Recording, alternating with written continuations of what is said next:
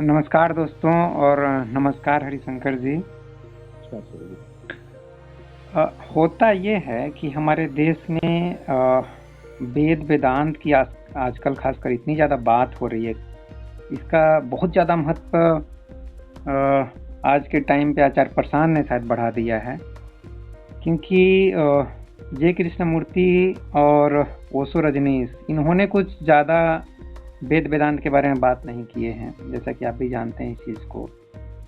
ये 1000 साल 2000 साल पहले शंकराचार्य के समय कुछ बातचीत हुई होगी, चाहे मिडिल उस टाइम पे, क्योंकि गौतम बुद्धा ने भी वेद वेदांत उपनिषद भगवद गीता को इतना ज़्यादा कुछ तवज्जो नहीं दिए थे।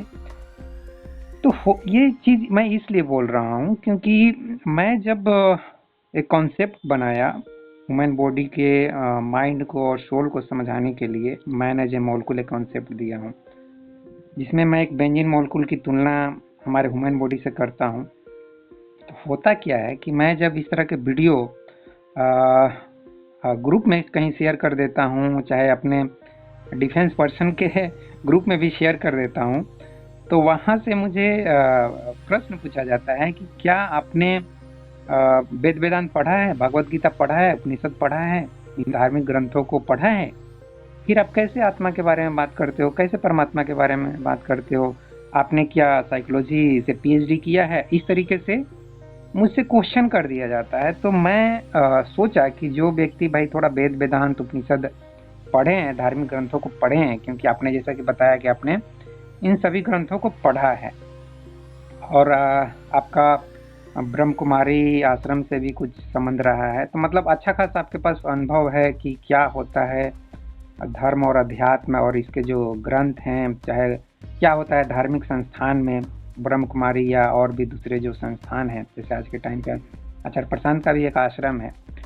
तो मैं यही आपसे प्रश्न करना चाहता हूँ कि क्या हमें अपनी आत्मा को, अपने माइंड को समझने के लिए, जानने के लिए, अनुभव करने के लिए, या अपनी आत्मा के थ्रू हम परमात्मा को अनुभव, मतलब परमात्मा तो मेरे लिए भी वैसा ही है जैसा कि गौतम बुद्धा ने कहा है कि परमात्मा जैसी कोई चीज़ नहीं है। चाहे बहुत सारे जिनको हम नास्तिक दार्शनिक बोलते हैं, जैसे कि चार्वाक साहब हैं तो ये लोग परमात्मा को बिल्कुल अस्वीकार करते हैं। तो और जहाँ तक आत्मा की बात है, तो आत्मा को भी मैं मैं अपने इनर पीस को ही समझता हूँ कि इनर पीस ही का संबंध आत्मा से है। जैसा कि मैं बेंजीन मॉलिक्यूल में, आप थोड़ा सा अगर साइंस समझे होंगे इंटर क्लास की, खासकर उस समय में तो हम लोग इंटर में ही पढ़ते थे सब, तो बेंजीन मॉलिक्यूल के अंदर एक बेंजीन रिंग होती है जो कि ऑर्गेनिक केमिस्ट्री में हम पढ़ते हैं। तो उस बेंजीन रिंग की तुलना में हमारी आत्मा से करते हैं, और बाहर में जो भी बॉडी है, कार्बन और हाइड्रोजन एटम्स, बाकी फंक्शनल ग्रुप, उसको मैं एज ए बॉडी से कंपेयर कर देता हूँ। तो आत्मा से मेरा तात्पर्य वही है कि जो हम ध्यान और समाधि की अवस्था में जिस अपने अंदर की शांति को अनुभव करते हैं, या हम अपनी शांति में पूरे ब्रह्मांड की शांति से एक तरह से कनेक्ट हो जाते हैं, उसी को मैं आत्मा और परमात्मा का संबंध बोलता हूँ, जो कि मेरा रियल अनुभव है, मेरा अपना अनुभव है। ये कोई मैं उस अनुभव को, उस जो मैंने पढ़ा है साइंस में, उस चीज़ से मैंने कनेक्ट किया, और मुझे बहुत खुशी हुई थी जब मैं इस चीज़ को कनेक्ट किया था कि आज के मॉडर्न साइंस के एज में लोग इस चीज़ को समझेंगे, प्रभावित होंगे कि हाँ भाई, किसी व्यक्ति ने आत्मा परमात्मा, ह्यूमन बॉडी, माइंड, ये सबको एक वैज्ञानिक तरीके से समझाने का प्रयास किया है, तो लोग अप्रिशिएट करेंगे। लेकिन मुझे तो क्रिटिसिज्म मिलता है कि नहीं, आपको क्या मालूम, वेद वेदांत पहले पढ़ो, पहले पढ़ के आओ, अच्छा प्रशांत के ऊपर आप कटाच कर देते हो, आपको क्या मालूम, उनके पास इतना बड़ा बड़ा डिग्री है, उन्होंने वेद वेदांत पढ़ा है, ऐसे वैसे। तो मुझे बाउंस मतलब मिलता है, बहुत बड़े बड़े बाउंस। तो मैं झेलता हूँ, पिछले 4 साल से झेल ही रहा हूँ। तो मैं सोचा कि आप थोड़ा सा अनुभव इस बारे में बताते कि मैं कितना सही हूँ, कितना गलत हूँ, क्योंकि मैं आत्मा के अनुभव को भी बता दिए, क्योंकि ये बहुत बड़ा कोई तोप नहीं है अपनी आत्मा को अनुभव करना। जैसा कि हमारे भाई अध्यात्म ही तो बताता है ना, चाहे कबीर दास जैसे एक साधारण व्यक्ति तो बताते हैं ना कि भाई एक हिरन जैसे अपने कस्तूरी को खोजती है, उसी तरीके से कस्तूरी हमारे अंदर है। तो हमें इतना भटकने की ज़रूरत नहीं है, हमें बस शांत भाव से बैठ के अपने अंदर अवलोकन करने की ज़रूरत है, ऑब्जर्वेशन करने की ज़रूरत है, और हमें जो अपने अंदर जो शांति का, आनंद का एहसास होता है, वही एहसास ही हमारी आत्मा है। ठीक है, तो इस तरीके से मैं इस चीज को समझता हूँ। तो मैं आपसे अब चाहूंगा कि आप अपना विचार इस संबंध में रखिए। जी हरिशंकर जी। बहुत बहुत धन्यवाद। जी बहुत अच्छा टॉपिक है ये, और इससे बहुत सारी बातें खुलेंगी। जी सबसे पहले आत्म शब्द को लिया जाए और आत्मा शब्द को लिया जाए। जी पहले आत्म शब्द को लेते हैं। आत्म शब्द का तात्पर्य मैं से, हाँ फिर आत्मा शब्द का तात्पर्य आशय मेरा से। जैसे आत्म संयम, आत्म सम्मान, मतलब मेरा सम्मान, स्वयं का सम्मान। तो आत्म शब्द स्वयं के लिए यूज होता है। जी ब्रह्मा कुमारी आश्रम में आत्मा मैं के पर्याय में यूज की जाती है कि मैं ही आत्मा हूँ। बहुत लोग कहते हैं कि मेरी आत्मा रात में निकल कर ब्रह्मांड के बहुत बहुत जगहों पे गई, फिर आ गई। ये वाक्य ही गलत है। मैं आत्मा, मैं के अंदर आत्मा इंक्लूड है। मैं ही आत्मा हूँ, मैं ही वो पावर हूँ। तो फिर मैं शरीर पे में हूँ। सवाल आएगा कि मैं क्या है, क्योंकि मैं की जगह अगर हम सेल्फ बोले तो शायद बेहतर होगा कि आत्मा मीन्स सेल्फ। मैं बोलने से थोड़ा सा अहंकार, अहम वृत्ति, जो कि आचार्य प्रशांत बहुत शोर मचाते हैं कि हम अहम वृत्ति हैं, मैं को जानो, मैं कौन हूँ, तो उस मैं से मैं थोड़ा सा एग्री नहीं करता हूँ। मैं को मैं एज ए सेल्फ देखता हूँ, चाहे जैसे कि मैंने कंपेयर किया हूँ बेंजीन रिंग से, तो मैं उसको उस तरीके से देखता हूँ। आपको ये ठीक नहीं लग रहा? मैं से थोड़ा सा अजीब नहीं लगता है, अहंकार जैसा? जी नहीं, मैं तो मैं ही हूँ ना। मैं अहंकार का, अहंकार एक भाव है। अच्छा, निरंकारी के भी कोई अहंकारी हो सकता है, आत्मा कह के भी कोई अहंकारी हो सकता है, और मैं कह के भी कोई बिना अहंकार का हो सकता है। अहंकार तो एक पर्सनल भाव है, किसी को कष्ट पहुंचाने का, सबसे बड़ा समझने का, अपने आप को सुपीरियरिटी कॉम्प्लेक्स, ये अहंकार है। मैं सत्य हूँ, तो ये मैं कोई अहंकार का सूचक नहीं हुआ। मैं तो मैं हूँ, मैं आत्मा हूँ। ब्रह्मा कुमारियाँ कहती हैं मैं आत्मा हूँ।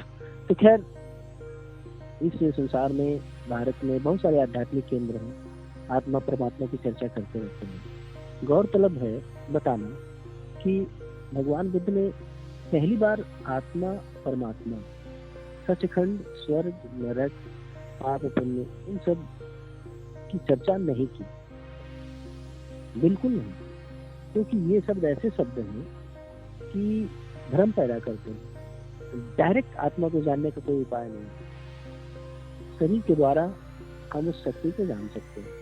हमारे पास जो मन की शक्ति है, मेरा जो अनुभव है, हमारे पास जो मन की शक्ति है, विचारों की जो शक्ति है, कहें विचार और मन, विचारों से ही मन का निर्माण होता है। जैसे कोई व्यक्ति बचपन से ही इंजीनियरिंग का कार्य सीख रहा है जी तो उसका मन इंजीनियर जैसा होगा। उसके वाक्य विन्यास, उसके बोलने चालने का ढंग, आम भाषा में जब वो बात करेगा तो उसकी इंजीनियरिंग आएगी। एक डॉक्टर है, वो डॉक्टरी की भाषा बोलेगा, डॉक्टरी के तथ्य बोलेगा, डॉक्टर के डायग्नोसिस करने की, डॉक्टर के बारे में बातचीत जरूर करेंगे। जी तो उसका मन डॉक्टर जैसा होगा। तो जैसी शिक्षा दीक्षा होती है, जैसे विचार होते हैं, वैसा मन भी निर्मित होता है।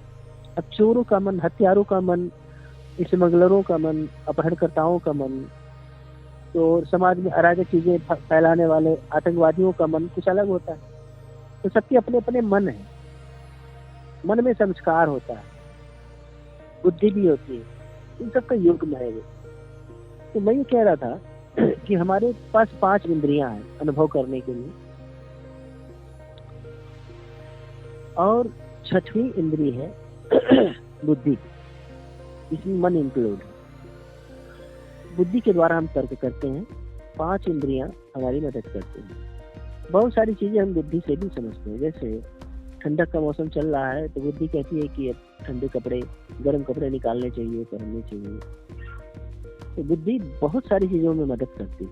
ये बुद्धि ही है कि जो कभी मनुष्य अंधेरे में रहा करता था, उसने मनुष्य ने बुद्धि लगाई, तर्क किया कि अंधेरे में उजाला होना चाहिए, रात तो जरूर नहीं कि रात में हम अंधेरे नहीं रहे जी तो उसने बल्ब का आविष्कार किया, और आज आप देखते हैं कि 24 घंटे वो उजाले में।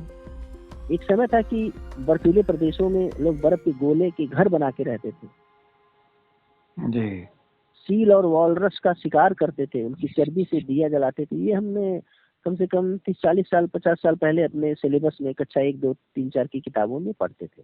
जी जी बिल्कुल। आज आप देखें कि उसी ध्रुवीय प्रदेश में स्वीडन, पोलैंड, आयरलैंड और नॉर्वे देशों में, जो अंटार्कटिका प्रदेश में है, जो बर्फ की नदियां वहां जम जाती हैं, बर्फ ही बर्फ चारों ओर, सूर्य जो है 6 महीने के लिए समाप्त, हल्का सा। तो उस जगह वहाँ वहाँ पे कमरे बने हैं मनुष्य जैसे। आज यहाँ पर्वतीय स्थानों जैसे वहाँ पे मकान बने, जैसे हमारे मकान होते हैं। वहाँ पे एसी लगी हुई है, ठंडक का कहीं कोई नाम निशान नहीं। गाड़ी में भी एसी लगी हुई है। तो मनुष्य ने अपनी सुविधाओं को खोजा बुद्धि और तर्क करके। ये जरूर नहीं कि बर्फीला प्रदेश है तो वहाँ पे मनुष्य हाफ हाफ के रहे, कांप कांप के रहे, नहीं, सारी सुविधाएं उसने वहाँ भी मौजूद, वो इजाद किया उसने। तो बुद्धि के बल पे आज मनुष्य मंगल ग्रह पे जा पा रहा है, चंद्रमा पे जा पा रहा है अपनी बुद्धि का उपयोग करके। लेकिन जब मुक्ति की बात आती है तो वो अपनी बुद्धि का उपयोग नहीं करता है। वो सोचता है कि कोई मुझे बता दे, कोई मुझे सुलझा दे, कोई मुझे सुझा दे कि आत्मा क्या होती है, परमात्मा क्या होती है। इसी चकलझिल्ली को समाप्त करने के लिए भगवान बुद्ध ने आत्मा शब्द और परमात्मा शब्द को समाप्त कर दिया था, डिक्शनरी से ही निकाल दिया था। और उनके फॉलोअर्स, मैं तो बुद्ध का फॉलोअर हूँ, बुद्ध का प्रेमी हूँ, मैंने भी अपने डिक्शनरी से आत्मा और परमात्मा शब्द को निकाल के फेंक दिया। आत्मा शब्द से मेरा यही तात्पर्य है कि मैं हूँ, बस। अच्छा। आत्मा क्या होती है? आत्मा कोई पावर है? शरीर मुर्दे का भी होता है, शरीर जीवित मनुष्य का भी होता है, क्या अंतर है?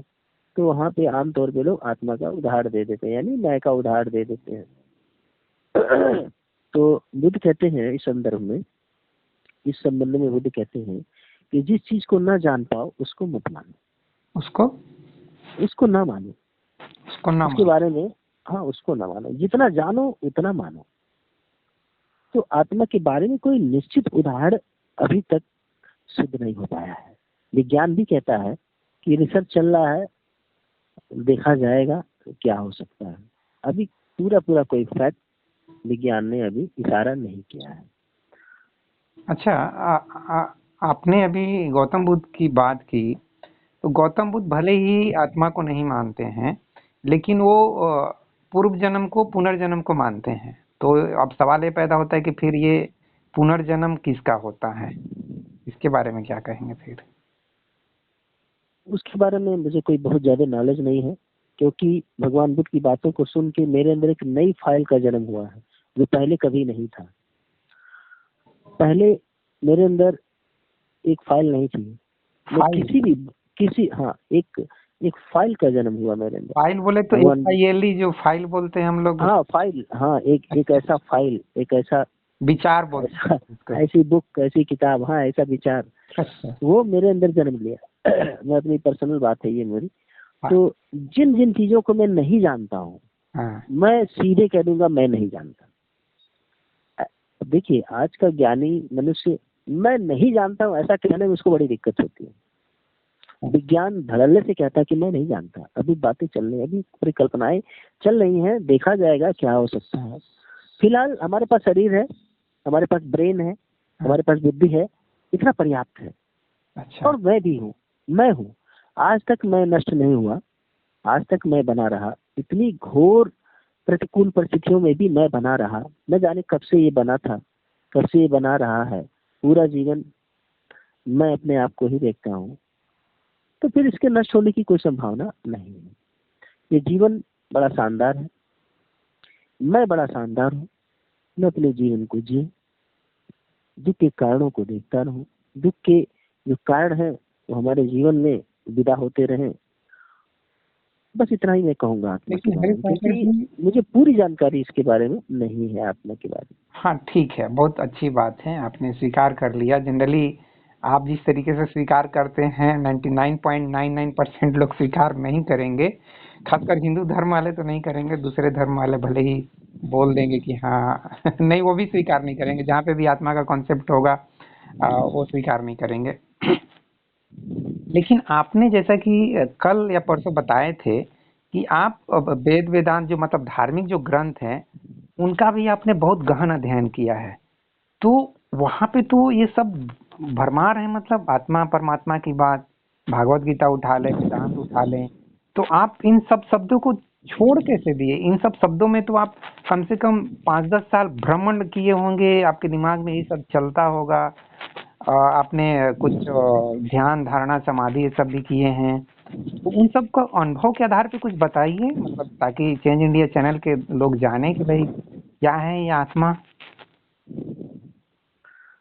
बिल्कुल, मैंने अपने जीवन में आत्मा संबंधी, परमात्मा संबंधी बहुत सारे ध्यान को मैंने किया है, बहुत सारी किताबों को पढ़ा है, जैसे गीता, भगवत गीता है, जी उपनिषद है, कठोपनिषद है। जी कठोपनिषद में या गीता में साफ साफ कहा गया है कि एक आत्मा को जान लेने के बाद और कुछ जानना बाकी नहीं रहता। जी यानी उसका तात्पर्य, अब मनुष्य ये सोचने लगता है कि शरीर में कोई ऐसी शक्ति है जिसको जानना बहुत जरूरी है, जो सारी ज्ञान का मूल है, सारी सुखों का मूल है, सारी मुक्ति का मूल है, सारे भविष्य में आने वाले अनंत जीवन का मूल है। आत्मा को जान लेने के बाद ये जो 100 साल का हमको लगभग जो जीवन मिला है, इससे आगे जाके हम अनंत जीवन को पा सकते हैं। आत्मा के ज्ञान के आधार पे हम अनंत जीवन को पा सकते हैं और मुक्त रह सकते हैं। आत्मा की ही मुक्ति होती है, शरीर तो नश्वर है। इस तरह की सारी बातें हमारे धर्म ग्रंथों में भरी पड़ी। जी मैंने देखा कि जो व्यक्ति आत्मा की बातें, परमात्मा की बातें, ये जादुई बातें, ये जादुई है, जादुई बातें हैं। जादुई बातें हैं। जादुई, हाँ जादुई मैं इसलिए कहता हूँ कि इसके बारे में हमको या किसी भी मनुष्य को पूरा पूरा पता है नहीं पता, संदर्भ तक नहीं पता पता नहीं है, लेकिन पता होने का भ्रम अधिकतर लोगों को रहता है कि मैं आत्मा को जानता हूँ, मैं ही तो आत्मा हूँ। आत्मा निकल जाती है तो शरीर मुर्दा हो जाता है। बहुत सारे तर्क हैं इसके पीछे। तो मैंने बहुत सारे ग्रंथ पढ़े, देखा, उसमें सब आत्मा की ही चर्चा है। आत्मा का पुनर्जन्म होता है, आत्मा आत्मा के अंदर मद, ब्रह्मा कुमारी कहती है आत्मा के अंदर मन बुद्धि संस्कार तीनों रहते हैं। हाँ।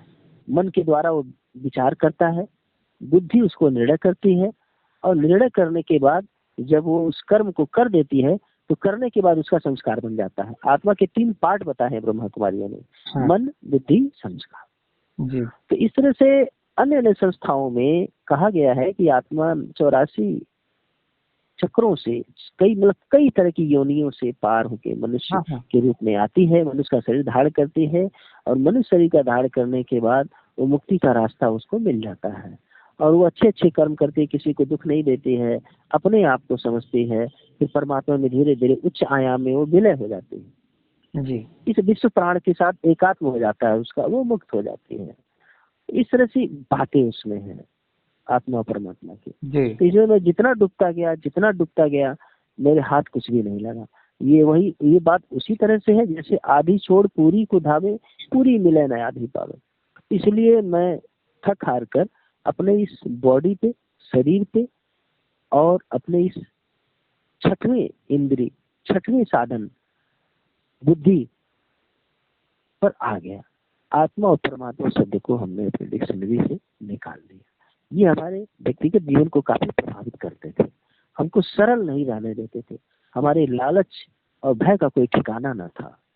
लालच और भय का जो व्यापार है, ये इन्हीं आत्मा और परमात्मा शब्दों पे टिका है। अगर आप किसी को कहिए कि आपको आत्मवान होना चाहिए, तो उसको खुदे लगेगा कि हाँ भाई, वान होना तो चाहिए, आदमी को आत्मवान होना चाहिए। शरीर की रक्षा करना ही पर्याप्त नहीं है, आत्मा को जानना भी पर्याप्त है। तो आज मुझको जो जहाँ तक बातें समझ में आई है कि अपने बारे में जानकारी होना बहुत जरूरी है कि मैं क्या हूँ, मेरे लालच क्या है, लोग क्या है, भय क्या है, ये जानना ही आत्मज्ञान, अपने बारे में जानना ही आत्मज्ञान है। अपनी अपनी मतलब अपना बुद्धि विवेक टैलेंट काबिलियत वो सब को भी ना, वो तो बिल्कुल बिल्कुल, अपनी कमियां, अपनी खूबियां, अपनी अच्छाइयां, अपनी खूबियां और अपनी अच्छाइयां और अपनी कमियां भी जानना, अपना मेरिट और डिमेरिट दोनों जानना ही आत्मज्ञान है। अच्छा, बहुत सुंदर। तो मतलब लेकिन आपने जो लगभग 15 से 20 साल इन धर्म ग्रंथों को पढ़ा, वो सब बेकार उसको मानते हैं? ये सुन के तो बहुत से लोग बोलेंगे कि यार एक ऐसा व्यक्ति है, वेद वेदांत भागवत गीता कठोपनिषद ये सब को पढ़ने वाला व्यक्ति बोल रहा है इनका कोई महत्व नहीं है, और आचार्य प्रशांत इतना चिल्ला चिल्ला के बोलते हैं कि मुझे घर घर में वेदांत पहुंचाना है, उपनिषद पहुंचाना है, भागवत गीता पहुंचाना है, तो मतलब वो व्यर्थ काम कर रहे हैं आपकी नज़र में? देखिए, वेद हुआ या पुराण हो या भगवत गीता हो, हम्म। 18 पुराणों में श्रीमद् भागवत पुराण है, उसी में से गीता निकाली गई है, महाभारत से ही निकाली गई है। कृष्ण ने उसको बताया है। उस पूरी गीता में आत्मा और उसके कर्म और उसका फल, उसके बारे में विस्तार से चर्चा की गई है कि मनुष्य संसार में क्या लेके आया है, क्या लेके जाएगा। एक कर्म ही जाता है साथ में, ज्ञान ही साथ में जाता है। साथ ही कृष्ण ने इस गीता में ज्ञान योग, कर्म योग, भक्ति योग, सांख्य योग और प्रेम योग, तरह तरह के योगों की उन्होंने चर्चा की है। जी। और कहा है कि अगर कुछ भी न समझ में आओ तो मेरी शरण में आ जा, मेरी शरण का ले। जो मनुष्य मुझको जानता है, मुझ वासुदेव को ही जानता है, वो मुक्त हो जाता है। तो वो अपनी बड़ी अथॉरिटी से बोलते हैं कृष्ण। तो वेद देखिए, मेरे हिसाब से तो एक्सपायर हो गए क्या। वेद और पुराण जितने ग्रंथ हैं वो आज के डेट में काम नहीं आएंगे। मेरे हिसाब से वो एक्सपायर हो गए। वो जब थे तब थे, जब बने थे तब तक के लिए बने थे। आज समय आ गया है कि मनुष्य अपना वेद स्वयं अपने हाथों से लिखे, अपनी आचार संहिता स्वयं अपने हाथों से लिखे, समझे। ये ग्रंथ जब तक पुराने हमारे खोपड़ी पे लदे रहेंगे, हम वर्तमान का ग्रंथ न समझ पाएंगे, न पढ़ पाएंगे, न लिख पाएंगे। पुरानी चीजें पुरानी होती हैं। आजकल कोई लड़िया से नहीं चलता, बैलगाड़ी से नहीं चलता, कम से कम मोटरसाइकिल से लोग चलते हैं। अब तो कार से भी चलने लगे हैं, हवाई जहाज भी। तो इस तरह से मैं ये कहना चाहता हूँ, आज अपने कमरे में आप ढिबरी नहीं जलाते, मिट्टी तेल का जो है वो कुप्पी नहीं जलाते, आप बल्ब लगाते हैं और सौर सौर लाइट लगाते हैं। कोई ढिबरी दिया नहीं जलाता। हाँ, दीपावली में शौक से दिया जला लिया, बात अलग है। तो लेकिन समय के साथ बदलना बहुत जरूरी होता है। लेकिन हरिशंकर जी, आचार्य प्रशांत तो बिल्कुल पकड़ के बैठे हुए हैं। कोई प्रश्न कुछ भी पूछ देता है वेदांत के ऊपर, तो सीधे क्वेश्चन उल्टा बोलते हैं कि तुम क्या वेदांत से ज्यादा जानते हो, तुम क्या भागवत गीता से ज्यादा जानते हो। तो पलटकर इस तरीके का तर्क मार देते हैं, और वो हिंदू धर्म वाले लोगों को बहुत अच्छा लगता है कि देखो हमारा वेदांत का कैसा एक मतलब तारीफ हो रहा है। आप खुद ही देखें ना, आप खुद ही देखें कि जिस देश में गीता का जन्म हुआ, गीता का ज्ञान जो है निकला, भगवान कृष्ण ने दिया। गीता स्वयं में गलत नहीं है, लेकिन अब आप खुद ही देखें कि घर घर में गीता रखी गई है, उसकी पूजा होती है, लोग उसको थोड़ा बहुत पढ़ते भी हैं। लेकिन आज इस भारत देश में अपने काम से कोई प्यार नहीं करता। कृष्ण का पूरा जोर है कि कर्मण्येवाधिकार से मा फलेषु कदाचन, कर्म करो फल की इच्छा ना करो। मतलब कौन ऐसा कर्म हो सकता है कि जो आदमी कर्म करे उसके फल की इच्छा ना करे। तो ज्ञानी ओशो, समाज सुधारक ओशो जो सदगुरु हैं, उन्होंने कहा कि कुछ कर्म ऐसे होते हैं जिनके फल की चिंता आदमी नहीं करता। जैसे कोई बच्चा दौड़ता हुआ जा रहा है, अचानक वो गिर जाता है, तो उसको कोई भी उठा देता है, कहता उठो बेटा उठो, झाड़ देता है। तो बहुत सारे ऐसे कर्म हैं जिसको करने मात्र से आनंद की अनुभूति हो जाती है। आदमी उसके फल की चिंता नहीं करता। कर्म करने में ही वो मजा आ जाता है। कभी वो ये नहीं कहता कि अब मुझको इसका फल चाहिए। आप किसी युवती की इज्जत बचाते हैं, उसके चरित्र की रक्षा करते हैं, जा रही है, फंस जाती है कहीं विपरीत परिस्थितियों में, आप उसकी मदद करते हैं, तो आप कहते हैं कि हे परमात्मा, तुम कहीं भी हो तो अपनी डायरी में लिख लेना, मुझे आनंद की अनुभूति दो। सुंदर कर्म करते ही आपको मजा आ जाता है। तो गीता में जो कहा गया है, गीता जिस देश में कही गई है, उस देश के लोग इतने कामचोर हैं। ये आप विरोधाभास देख रहे हैं। जरूर वो एक्सपायरी हो गया ना वो ग्रंथ। उसको जब मानना ही नहीं है, पूजा ही करनी है, तो मतलब ही क्या रहा। ऐसे भगवान बुद्ध के बारे में देख लिया जाए। भगवान बुद्ध ने कहा अपदीपो भव, चरे बेटी, अपने मालिक स्वयं बनो। अब ये बात सुनना ही नहीं पसंद करते लोग। उनकी मूर्तियां बना दी, अरबों खरबों रुपए की मूर्तियां बन गई, उनकी पूजा हो रही है। हालांकि वो मना किए हैं कि मेरी मूर्तियां कभी मत बनाना। मूर्तियों के संबंध में, मूर्तियों के संदर्भ में वो बड़े सख्त हैं। पूरा जीवन उनका रूढ़ियों और विश्वासों को कुचलने में भी था, आत्मा परमात्मा की बातों को हटाने में भी था। अब ये लोग वही काम कर रहे हैं जो बुद्ध को पसंद नहीं था। आज भी वही किए जा रहे हैं। अगरबत्ती सुलगाना, उनके धम्मपद का पाठ करना। अरे पाठ करने के लिए धम्मपद नहीं बनाए गए हैं, अपने जीवन में एक्टिवेट करने के लिए बनाए गए हैं। अब गीता का पूरा पूरा लाभ तो चाइना ले रहा है, वो कर्म योग तो वो कर रहा है। वहाँ के देश के प्रति व्यक्ति आय शानदार है हमारे यहाँ से, वहाँ के लोग अपने काम से प्यार करते हैं। तो ये स्थिति हो रखी है। तो आप नहीं सोचते कि ये सब एक्सपायर हो गए, हमारे किसी काम के नहीं है? वो तो मैं भी सोचता हूँ, और इसलिए तो मैं इन पुस्तकों को ज़्यादा कुछ तरोजा नहीं देता हूँ कि भाई आप इन्हीं को पढ़ो। न मैंने खुद पढ़ा, पढ़ने का मौका ही कहाँ मिलता है। मतलब हम 10-12 के बाद अपना इंजीनियरिंग, डॉक्टरी और नौकरी चाकरी के चक्कर में पड़ जाते हैं, चाहे मेरा लड़का भी वही किया। तो हम उसको कब दें कि ये लो भैया वेदांत पढ़ो। और आचार्य प्रशांत जो कि एक आईआईटीएन है, यूपीएससी एग्जाम क्लियर किए हुए हैं, वो मतलब क्या फिर से हमको 3000 साल पीछे लेके जाना चाह रहे हैं? क्या है उनका उद्देश्य, क्या है? अजय प्रशांत जी को पहले तो मैं बहुत जो है सुनता ही नहीं हूँ, मैं बहुत कम सुना हूँ। और जैसा कि आप बता रहे हैं कि वो बहुत पुराने समय में ले जा रहे हैं। आज रॉकेट का जमाना है, आज रॉकेट का जमाना है। विद्वान कहते हैं आप अपने आप को पहचानिए कि आप ये कर्म क्यों कर रहे हैं, क्या कारण है आपके कर्म के पीछे। लोभ और भय तो नहीं, जैसा कि कृष्णमूर्ति कह रहे हैं। ये समसामयिक सदगुरु हैं कृष्णमूर्ति। अब कृष्ण पता नहीं कब कितने पुराने समय में उन्होंने गीता कही थी। गीता तब कही थी जब अर्जुन अपने कर्म को छोड़कर एक कायरों की तरह अपने और पराये के झूले में झूल रहा था कि मैं राज्य के लिए अपनों का वध नहीं करूंगा। तो वो समय की पुकार नहीं समझ रहा था। ऐसे में कृष्ण ने उसको गीता सुनाई, आत्मज्ञान दिया। और इसी तरह से सारे सारे ग्रंथ भरे पड़े हैं आत्मा और परमात्मा की चर्चाओं से। लेकिन मनुष्य का बिल्कुल लाभ नहीं हुआ था, तब भी नहीं लाभ हुआ था। क्योंकि अगर लाभ होता तो भगवान बुद्ध आकर समाज में, जब तत्कालीन भगवान बुद्ध के तत्कालीन समाज की जो रूपरेखा देखेंगे आप, समय देखेंगे, उस समय जो प्रतिकूल परिस्थितियां देखेंगे, समाज में अनाचार देखेंगे, उतने समय बलि प्रथा काफी बढ़ गई थी, तंत्र मंत्र के कार्य बहुत बढ़ गए थे, और अनाचार बहुत बढ़ गए थे, मदिरा पान और जो है अघोरपन काफी बढ़ चुका था, स्वेच्छाचारिता बढ़ चुकी थी, और छोटी छोटी बातों मूर्खतापूर्ण कृत्य काफी बढ़ चुके थे, होगापंथी बढ़ चुकी थी, अंधविश्वास चरम पे थे। लोग आत्मा और परमात्मा की बात कर करके लोगों को भ्रमित करते थे, और समाज बहुत ही गलत दिशा में जा रहा था। ऐसे में भगवान बुद्ध आए और उन्होंने अनावश्यक शब्दों को डिक्शनरी से अलग ही कर दिया। तो आत्मा परमात्मा शब्द को अपने डिक्शनरी से अलग ही कर देना चाहिए। अपने कर्म को एक नंबर पे रखना चाहिए, अपने को एक नंबर पे रखना चाहिए। मैं कोई अहंकार का सूचक नहीं, मैं अपने सम्मान का सूचक मैं हूँ। जी हाँ, बहुत सुंदर।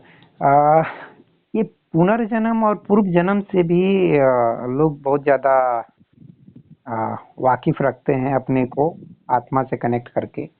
इस संदर्भ में एक बात याद आती है कबीरदास की, कि माया मरी न मैं मुआ, मरी मरी गया शरीर। ये सुने होंगे आपने भी।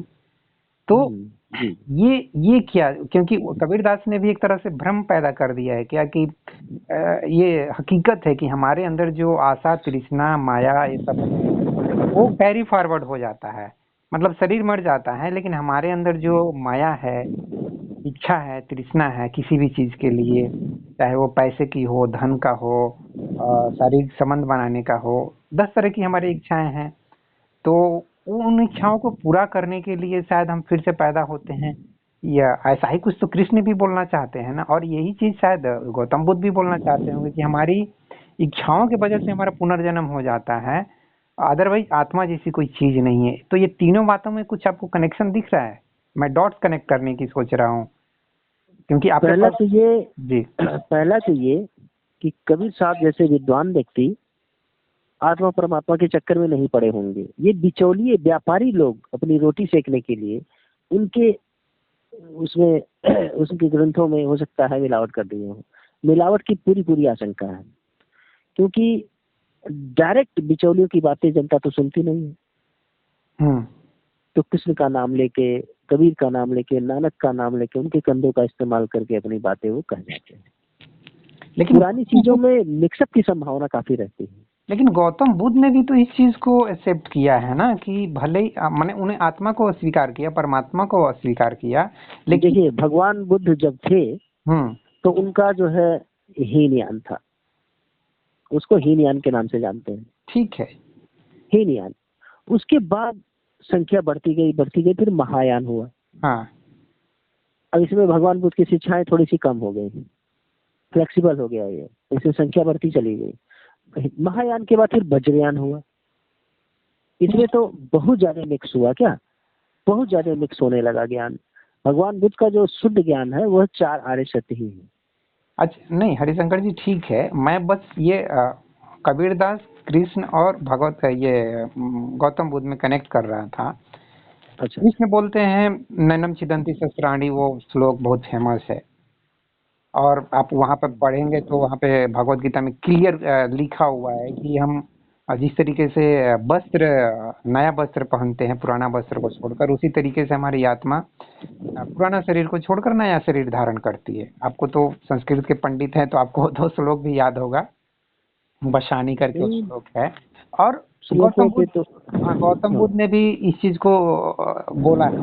अब बोला है मतलब किताब में आपका धर्मपद जो भी हो उसमें बोला है, और कबीरदास भी बोल रहे हैं। और इस चीज को आप देखेंगे रजनीश भी बोले हैं, आप पढ़ेंगे उनकी रजनीश की किताब में, मैंने कई जगह पे पढ़ा है। भले ही उनका तो ये खासियत है कि इस चीज को कहीं बहुत जगह पे कंट्राडिक्ट भी कर जाते हैं, ताकि उनका टारगेट होता है कि मेरे बोलने पे सिर्फ मत विश्वास करो, बल्कि तुम खुद सोचो, खुद अनुभव करो, जो कि हर एक जी सच्चे गुरु का मकसद होता है। यही चीज कृष्णामूर्ति और रजनीश ने भी किया है, चाहे गौतम बुद्धा ने भी उतने समय पहले किया है। उन्होंने क्लियर बोला है कि डाउट करो, हर एक चीज पे डाउट करो, हर एक चीज पे क्वेश्चन करो, मेरे से भी क्वेश्चन करो, मेरे ऊपर भी डाउट करो, हो सकता है मैं कुछ गलत बोल रहा हूँ, बहुत अच्छी बात है। तो मैं ये बोल रहा हूँ कि हमारा पूरा अध्यात्म में ये चीज बोलना चाह रहा है कि एक ऊर्जा होती है, या एक सूक्ष्म शरीर होता है, या एक हमारा मेंटल बॉडी होता है, जो कि हमारी इच्छाएं पूरा नहीं होने से उन इच्छाओं को पूरा करने के लिए फिर से शरीर धारण करती है। तो क्या ये पॉसिबल नहीं कि एक एनर्जी बॉडी जैसा कोई हमारे शरीर में एक स्ट्रक्चर होता है, और वो दोबारा पैदा हो जाती होगी, नेचर का ऐसा सिस्टम होगा? इसमें कोई आपको गलत क्या लग रहा है इसमें, या आप जान देखिए इसको अस्वीकार करना चाह रहे हैं ताकि लोग भ्रमित ना हो सकता है आपका व्यू। नहीं नहीं, ऐसा नहीं है। जी मुझे जितना पता है उसके बारे में मैं भी बात अपनी राय दूंगा। हाँ मनुष्य मनुष्य पहली बात, मनुष्य जो पढ़ आया रहता है अपने जीवन में, आत्मा परमात्मा संबंधी ग्रंथ, स्वर्ग नरक संबंधी ग्रंथ, उसके ग्रंथों में यही तो भरा पड़ा है। हाँ लोभ लालच पूरी तरह से व्याख्यायित होता है हमारे ग्रंथों में। हमारा लोभ, हमारा भय चरम पे है। तो स्वर्ग हमें मिल जाए और नरक से हम बचे रहे। नरक का डर और स्वर्ग का लालच, हाँ, ये महिमा मंडित होता है। वो तो अपनी जगह पे ठीक है। हाँ, मैं जो पूछ रहा हूँ वो बताइए, मैं जो चीज बोलना चाह रहा हूँ उस पे आप थोड़ा सा क्लियर करते कि हाँ ये इसमें क्या खामी है इस सोच में। क्योंकि इस चीज के साथ मैं भी सहमत हूँ कि भाई नेचर में अच्छा है, क्योंकि मैं समझता हूँ कि उसी वजह से कुछ लोग इतने ज्यादा इंटेलिजेंट पैदा हो जाते हैं। लाइक भाई कोई एक ही जन्म में कैसे आइंस्टीन जैसा इतना, मतलब E equal to MC square जैसा इक्वेशन पे जाके सोचना, वो भी बिना कोई प्रॉपर एजुकेशन का। मतलब एजुकेशन है, लेकिन उस बंदे को ना तो स्कूल में कुछ ज्यादा इंटरेस्ट आता था पढ़ने में, और ना ही कॉलेज में कुछ ज्यादा इंटेलिजेंट स्टूडेंट थे। उनको जॉब भी मुश्किल से एक कलर की मिलती है, बहुत मुश्किल से मिलती है, नहीं कि फटाफट मिल गई, वो शायद रिकमेंडेशन से मिलती है। वो बंदा इतना डेप्थ में सोचता है, थ्योरी ऑफ रिलेटिविटी जैसा कॉन्सेप्ट देता है। चाहे आइजैक न्यूटन को भी ले लीजिए, चाहे इंडिया में भी ऐसे कुछ महारथी पैदा हुए हैं, गणितज्ञ पैदा हुए हैं, जो कि मतलब एक्स्ट्रा ऑर्डिनरी जिसको बोलेंगे, मतलब लगे कि यार क्या बंदा है ये, कहाँ से इसके अंदर इतना इंटेलिजेंस। तो मैं सोचता हूँ कि वो इंटेलिजेंस निश्चित रूप से कैरी फॉरवर्ड हुआ, और जिसके वजह से वो एक इस लेवल तक वो पहुंच गया। इस चीज को आप कैसे देखते हैं? देखिए मैं इस संबंध में सारी धारणाओं को गिरा चुका हूँ, लेकिन आप पूछना चाह रहे हैं कि क्या आत्मा विकास के मार्ग पे बहुत दिनों तक चल के अपना संस्कार बना के ज्ञान अर्जित करके पिछले जन्म से जहाँ तक उसका ज्ञान समाप्त हुआ, फिर इस जन्म से वो फिर रेडी होती है, शुरू होती है। पिछला पन्ना पिछले जन्म में समाप्त हुआ, तो जहाँ समाप्त हुआ इसी जन्म में फिर वहीं से शुरू होगा। विकासवाद का जो सिद्धांत है, जी विकासवाद के मार्ग में प्रत्येक मनुष्य, प्रत्येक जीव है, प्रत्येक कण है, धीरे धीरे विकास कर रहा है। जी जी तो अब इसके बारे में जब मैं नहीं जानता तो मैं अटकलें नहीं लगाऊंगा, नहीं नहीं नहीं अपूर्ण उत्तर दूंगा। मैंने कहा कि मैंने एक फाइल बना ली है, जिस चीज को मैं नहीं जानता हूँ सीधे कह दूंगा मैं नहीं जानता। लेकिन ये एक होता है ना ऑब्जर्वेशन, जिसको अध्यात्म ऑब्जर्वेशन बोलते हैं। आपको जो चीज मैं बोला उस चीज को तो आप भी जानते हैं, और आपने अगल बगल में लोगों को देखते होंगे, तो उन सबको देख के आपको ऐसा नहीं लगता है कि ये बंदा ऐसा क्यों है यार, ये इस टाइप से लाइफ को क्यों जी रहा है। जैसे कि किसी को देखेंगे 15 साल के एज में ही बहुत ज्यादा नशे में लत हो जाता है, या कोई वासना में बहुत ज्यादा लीन हो जाता है, कोई पैसे के पीछे बहुत भागता है, शेयर मार्केट में बहुत ज्यादा भाग रहा है, कोई पंडिताइन कर रहा है, कोई वेद पुराण में बहुत ज्यादा इंटरेस्ट ले रहा है, कोई इंजीनियरिंग करके बाबागिरी कर रहा है। लाइक आचार्य प्रशांत को मैं बोल लेता हूँ, वो क्यों बाबागिरी कर रहा है यार, वो आईआईटी एग्जाम पास किया, यूपीएससी किया, वो रेलवे में जॉब मिल रहा था, रेलवे वाला जॉब करना चाहिए था, या कोई एमएनसी कंपनी में जॉब करने, ये बाबागिरी क्यों कर रहे हैं। ऐसे मैं मजाक उड़ाता हूँ। तो आपको ये सब अजीब सा नहीं लगता है यार, आदमी के इतने वैरायटी क्यों, मतलब ये क्या सिर्फ जेनेटिक्स का खेल है। ठीक है, जेनेटिक्स अपने जगह पे, साइंस बोलता है जेनेटिक्स, और उसी जेनेटिक्स को मैं बोल देता हूँ, चाहे अध्यात्म बोल देता है, एक आत्मा की बात कर देता है, पुनर्जन्म की बात कर देता है। जो जेनेटिक्स वो बोल रहा है कि ये जेनेटिक मिक्सिंग ऑफ जीन्स है, और इसलिए इतने वेरिएशन है। और अध्यात्म बोल देता है कि नहीं, ये आत्मा का एक एनर्जी फील्ड चल रहा है, एक एनर्जी बॉडी मूव कर रही है, और इस तरीके से अपने को प्रकट करती है अपनी इच्छाओं को। क्या आपको विरोधाभास लग रहा है कुछ मैं जो बोल रहा हूँ? बात आपकी सही है, तर्क भी सही है कि कोई क्लास में बालक एकदम इतना इंटेलिजेंट होता है, काफी बुद्धिमान होता है, जी जी एक समान दोनों बच्चों को पढ़ाया जाता है, और दूसरा बालक एकदम बुद्धू होता है, उसको बार बार समझाने के बाद भी उसको समझ में नहीं आता। जी बिल्कुल, तो वही मैं बोलना चाह रहा हूँ। तो इससे इससे जरूर कहीं न कहीं ये साबित होता है कि उस आत्मा ने, उस व्यक्ति ने विकास के मार्ग पे काफी समय बिताया है और काफी अपना कार्य किया है, अपने ऊपर कार्य किया है, अपने को शार्प बनाया है। तो भले ही उसमें कई जन्म लगे हों, शायद आप ये कहना चाहते हैं। जी जी, मैं वही चीज बोलना चाहता हूँ। तो हो सकता है, लेकिन मैं पूरे दावे के साथ नहीं कह सकता, क्योंकि जिस चीज को मैं नहीं जानता मैं उसके बारे में बिल्कुल हाँ नहीं कहूँगा, और अ, कोई जरूरत भी नहीं समझता मैं इसका कि मैं आत्मा को सिद्ध ही करूं। मैं अपने शरीर और अपने मन बुद्धि से संतुष्ट हूँ, मैं अपने आप से संतुष्ट हूँ। मैं ही आत्मा, अगर कोई आत्मा कौन है तो मैं ही आत्मा हूँ, मैं ही मन हूँ। मेरे लिए आत्मा का प्रश्न उतना बहुत ज्यादा नहीं है, जी, मेरे कम लिए से कम। संसार और शरीर का प्रश्न सर्वप्रथम है। हाँ, आप अपनी जगह पे बिल्कुल सही हैं कि आप प्रेजेंट को सबसे ज़्यादा महत्व दे रहे हैं। प्रेजेंट को मैं भी सबसे ज़्यादा महत्व देता हूँ कि प्रेजेंट में ही हम लोग सब कुछ करते हैं। हम पास्ट में जाके कुछ नहीं कर सकते हैं, फ्यूचर में भी कुछ नहीं कर सकते हैं। हमको जो भी कर्म करने का मौका मिला है, समय मिला है, वो हम प्रेजेंट में ही कर सकते हैं। अपना जो भी उत्थान करना है, जो भी एवोल्यूशन करना है, अपने टैलेंट के ऊपर, अपने इंटेलिजेंस के ऊपर, सब कुछ हम प्रेजेंट में ही कर सकते हैं। प्रेजेंट का सबसे ज़्यादा महत्व मैं भी देता हूँ। लेकिन ये सब परिस्थितियों को, जो कुछ भी हम देखते हैं मानव जगत में, जो कि आप भी स्वीकार करें कि एक ही रूम में, एक ही क्लास में दो बच्चे, और ऐसा भी नहीं कि उनका पृष्ठभूमि अलग है इसलिए ऐसा हो रहा है। जैसे कि कोई बोल देगा कि नहीं, किसी का माँ बाप डॉक्टर इंजीनियर है इसलिए वैसे हो गया, उसके पीछे जेनेटिक्स काम कर रहा है। ऐसा परफेक्ट नहीं है। कहीं कहीं पे दिखाई दे रहा है, गरीब घर का बच्चा, माँ बाप मजदूरी करते हैं, रिक्शा चलाते हैं, वो बच्चा बिना किसी अच्छे स्कूल में पढ़ाई करके भी अपना टैलेंट दिखा रहा है, अपना इंटेलिजेंस दिखा रहा है। मतलब पृष्ठभूमि भी ज्यादा मैटर नहीं करता है, बैकग्राउंड भी मैटर नहीं करता है। तो ये सब चीजें निश्चित रूप से इस तरफ क्लियर इशारा करती है कि इस बंदे का, इस लड़के का एक निश्चित रूप से एक बैकग्राउंड होगा, जिस बैकग्राउंड ने उसके अंदर एक ऐसा सीड बनाया होगा, ऐसा रूट बनाया होगा, एक जड़ पैदा किया है, जो आगे जी चलकर इस तरीके से उसमें ग्रोथ हुआ, एक ऐसा पौधा निकला, एक ऐसा अंकुरन हुआ जो आज हमको एक इस तरीके से, मतलब चाहे वो अब्दुल कलाम जी को ले लीजिए, चाहे लाल बहादुर शास्त्री जी को भी ले लीजिए, चाहे अंबेडकर जी को ले लीजिए। अगर हम अपने देश की बात करें कि केवल साइंस फील्ड को ही लेना जरूरी नहीं है ना, हर एक वर्ग के हम टैलेंट को ले सकते हैं।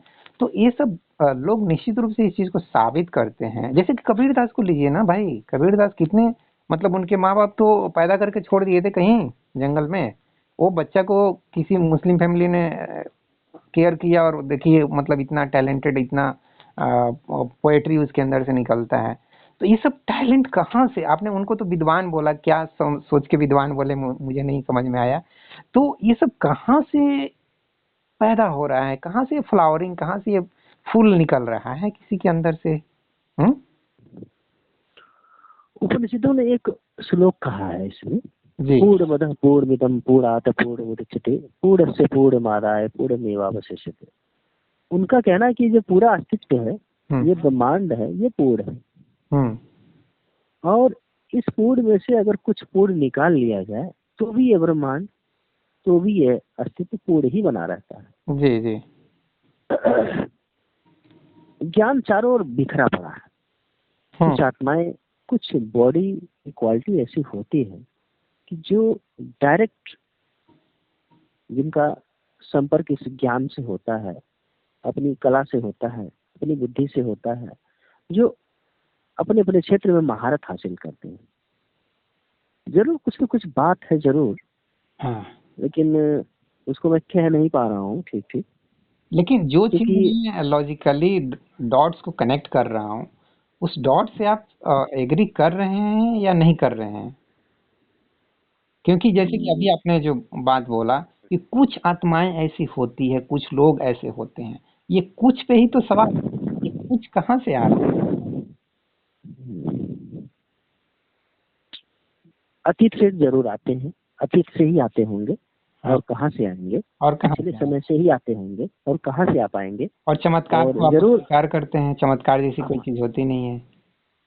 तो फिर साइंस के हिसाब से तो यही कहेगा कि हाँ यार, एक प्रोग्रेशन चल रहा है, एक सीरीज चल रहा है, और वो सीरीज के तहत इस पॉइंट पे इस बंदे का ऐसा एवोल्यूशन हुआ, और ये उसके अंदर से ऐसा निकल रहा है टैलेंट, उसका इंटेलिजेंस।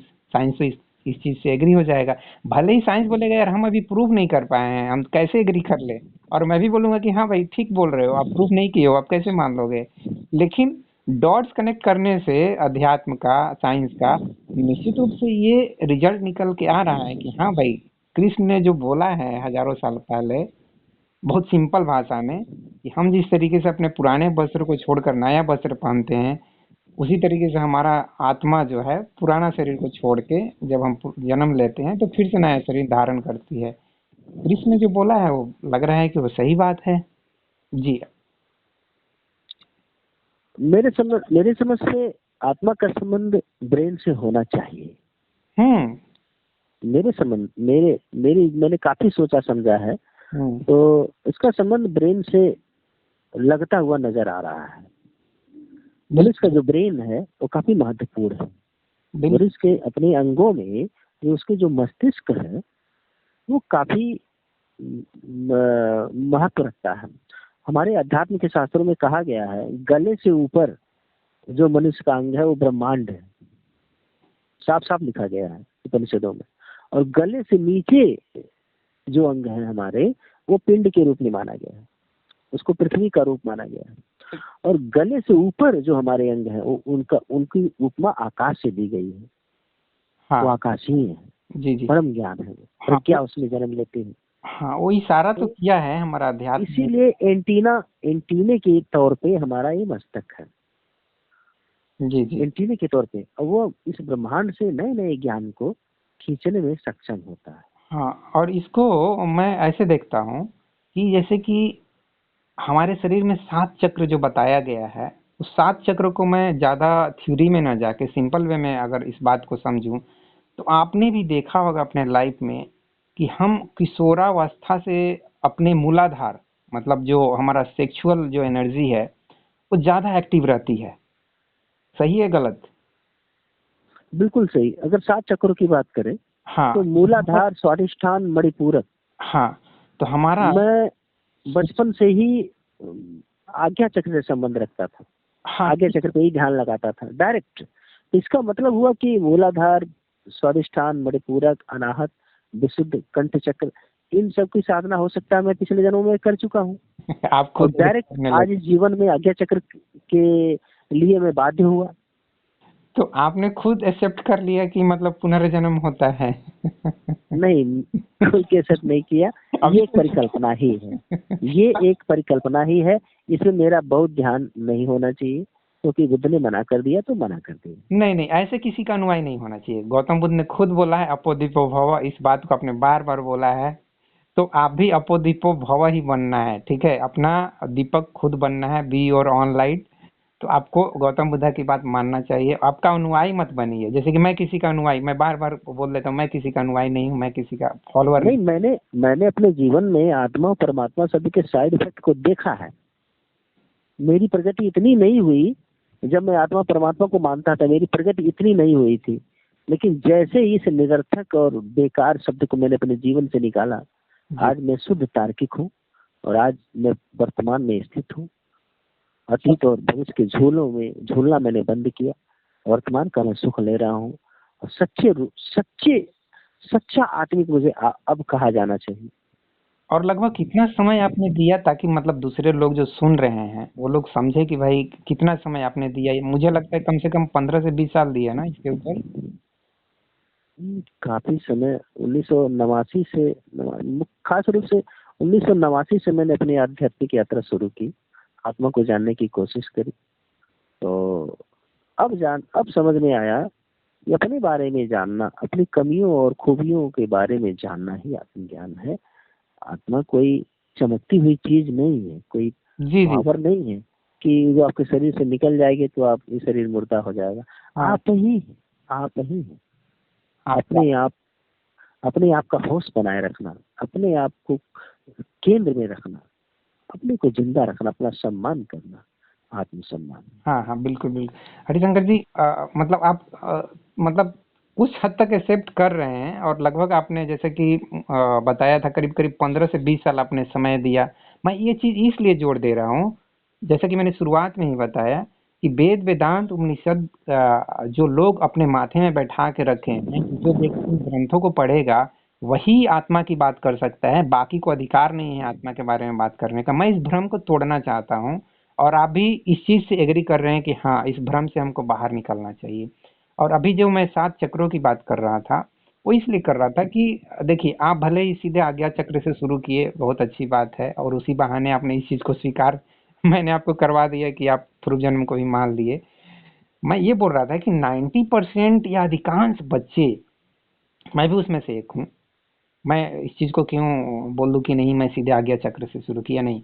90% बच्चों के केस में आप देखेंगे, वो शुरुआत उनका मूलाधार से ही होता है। मतलब सेक्सुअल जो पॉइंट है, सेक्सुअल जो एनर्जी है, सेक्सुअल सेंटर जिसको बोल सकते हैं, वहां से शुरू होता है, ठीक है। हम्म। और धीरे धीरे वो ऊपर उठता है। मतलब धीरे धीरे समझ लीजिए कि वो 40 50 60 के जैसे होते हैं। हम्म। वो 90% के केस में वो उनका धीरे धीरे उनकी बुद्धि, विवेक, समझ, आत्मा की भी अनुभव, वो सब धीरे धीरे उनका बढ़ता जाता है, एक्सप्लोर होते जाता है। तो मेरा कहने का मतलब, वो धीरे धीरे मूलाधार से, मतलब सेक्स पॉइंट से, वो धीरे धीरे अपने सहस्त्रसार जो बोलते हैं, 7वां चक्र, वहां पे वो जर्नी करते हैं। मैं इसको इस तरीके से देखता हूँ। और ये पूरा जो लोएस्ट पॉइंट से हाईएस्ट पॉइंट के जो चक्र हैं, उन जो सिस्टम है, सिर्फ ये सभी 7 चक्र के सिस्टम को कंबाइन करके जो एक एनर्जी फील्ड बनेगा, उस फील्ड को मैं बोलता हूँ कि दैट शुड बी कॉल्ड, मतलब आत्मा। ऐसे मैं देख रहा हूँ इस चीज को, अगर आध्यात्मिक भाषा में कहें तो। बिल्कुल। आत्मा का चक्रों से संबंध है।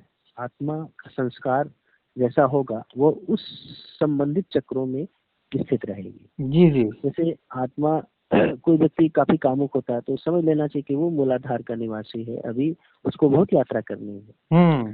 शरीर से पार जाना है, ऐसी ऐसी बातें। जी जी, वही मैं बोलना अब देखिए, अब आत्मा को प्रमाणित करने वाली बहुत सारी चीजें मेरे जीवन में, जैसे मुझे संगीत किसी ने नहीं सिखाया, मैं गजब गजब के राग गाता हूँ, मैंने कभी सीखा ही नहीं इस जन्म में, मुझे किसी सिखाया ही नहीं मुझे। और अब कोई भी व्यक्ति हो, आप कोई इतनी भी, जल्दी वेद हाँ, पुराण पढ़ने लगे, मतलब 10th के बाद। ये खुद एक अपने आप में प्रमाण है कि यार 10th के बाद वेद पुराण कौन पढ़ता है, तो आप पढ़े। अब वो बीज रूप में मैं लेके आया था तभी तो तो फिर पल्ले में तो रहा है। हाँ। अगर कहीं कहीं कहीं सूक्ष्म रूप में, बिंदु रूप में वो आया था बीज के रूप में, अब वो मौका पाके वो फल फूल रहा है। संगीत का ज्ञान मुझे बचपन से ही था, उसमें किसी सिखाया नहीं।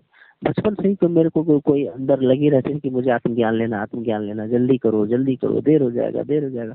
इसका मतलब मैंने पूर्व जन्म में इसी आशा में प्राण छोड़ा था कि इस जन्म में तो नहीं पाए, लेकिन अगले जन्म में आत्मज्ञानी जरूर होना है, जरूर होना है, जरूर। वो चीज इच्छाएं भी इस जन्म में मैं लेके चला आया।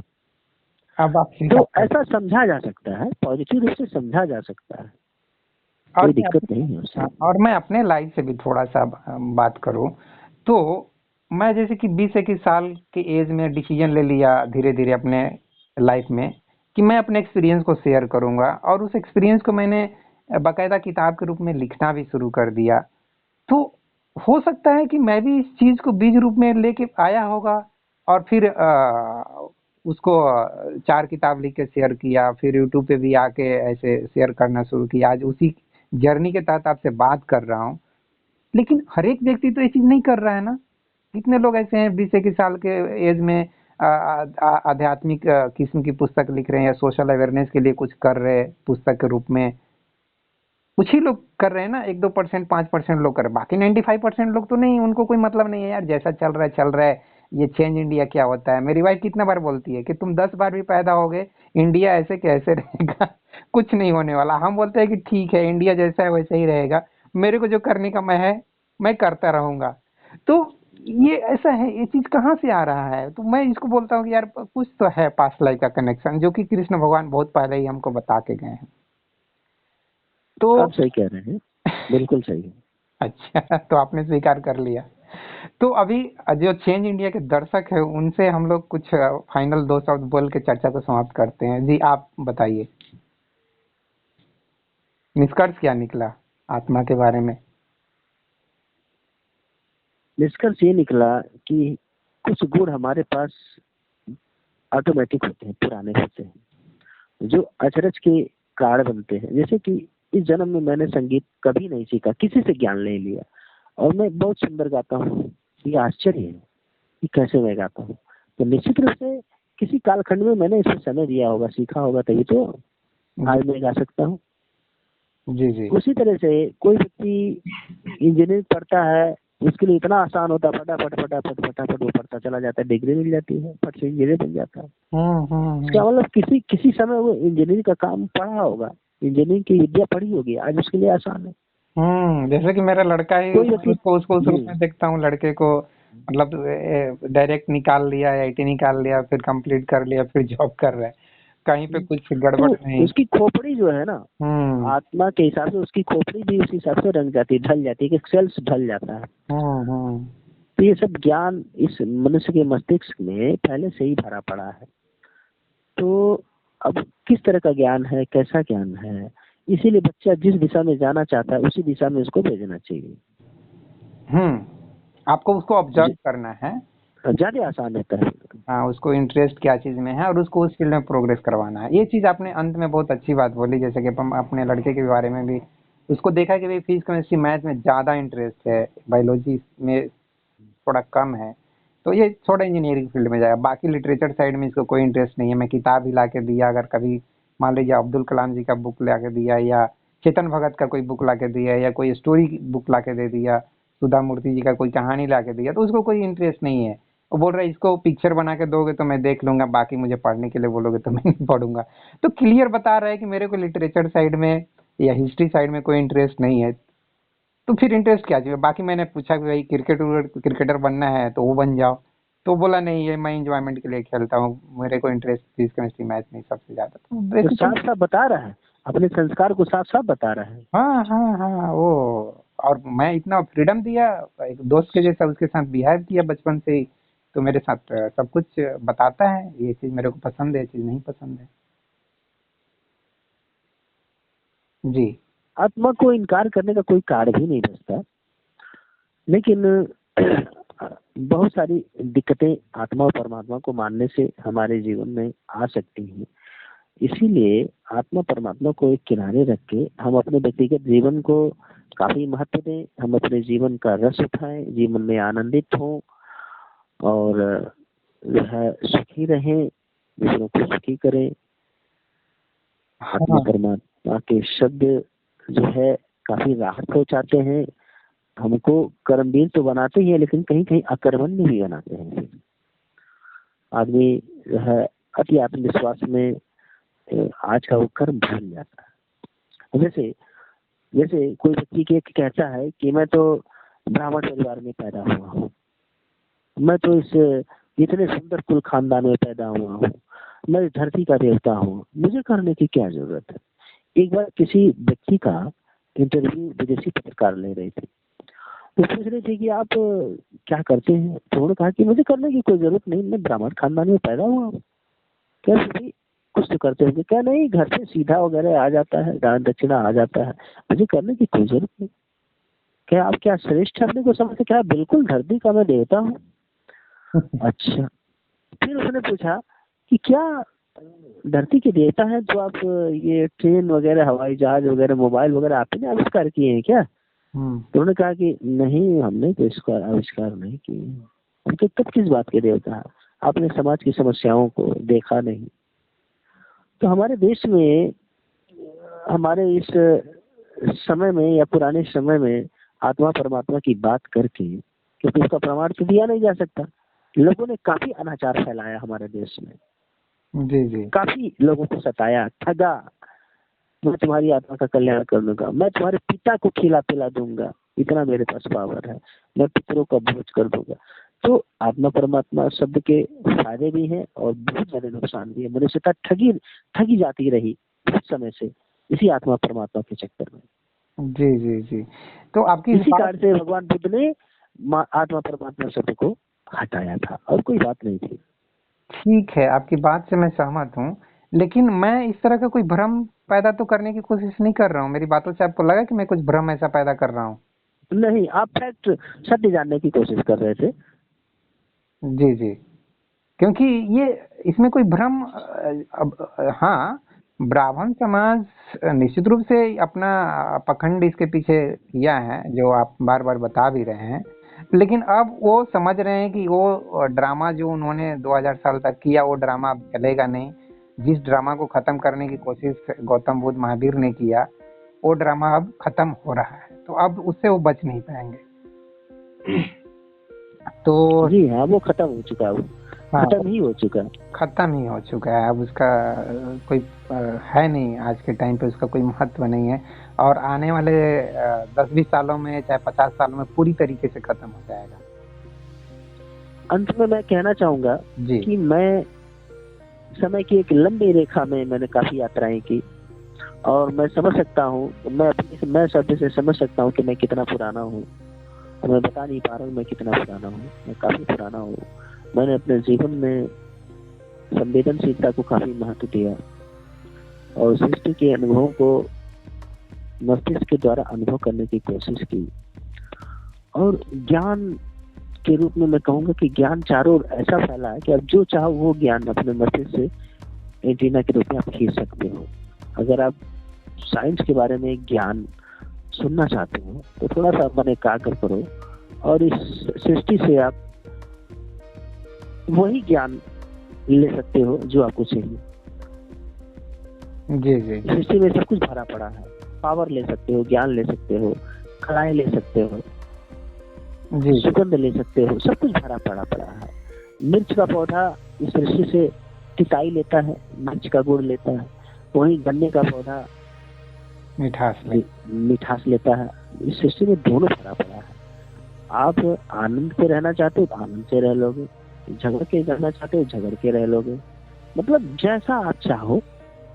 तो मुझे समझ में आया कि मैं आत्मा हूँ और मेरी विकास की यात्रा है, और मैंने काफी विकास किया है अपना, क्योंकि मैंने इस पर ध्यान दिया है, और इस जन्म में तो मेरा काफी विकास हुआ है। जी जी जी। और मैं यही कहूँगा कि मैं किसी भी अ, अंधविश्वास या पाखंड के बिल्कुल विरोध में हूँ। मैं बिल्कुल भी आत्मा की बात करके कोई अंधविश्वास नहीं फैलाना चाह रहा हूँ। और अगर मैं कुछ फैलाने की कोशिश किया भी हूँ, तो जो गौतम बुद्धा ने 2500 साल पहले बोला है कि be your on light, be your on director, be your on thinker, be your on observer, अपना दीपक खुद बनो, 100 दीपकों भव, जो भी बोल रहा है वही चीज़ मैं भी बोलना चाहूँगा। जैसे कि मेरी पहली पुस्तक का नाम ही है खुद फैसला करो दोस्त, तो मैं दोस्त के नाते अपने कुछ विचार, कुछ अनुभव शेयर किया। बाकी जी फैसला आपको करना है कि मैं कितना सही हूँ, कितना गलत। फैसला आपके हाथ में है। बहुत अच्छा रहा। जी, जी, चलिए नमस्कार। नमस्कार, धन्यवाद, बहुत बहुत धन्यवाद। जी।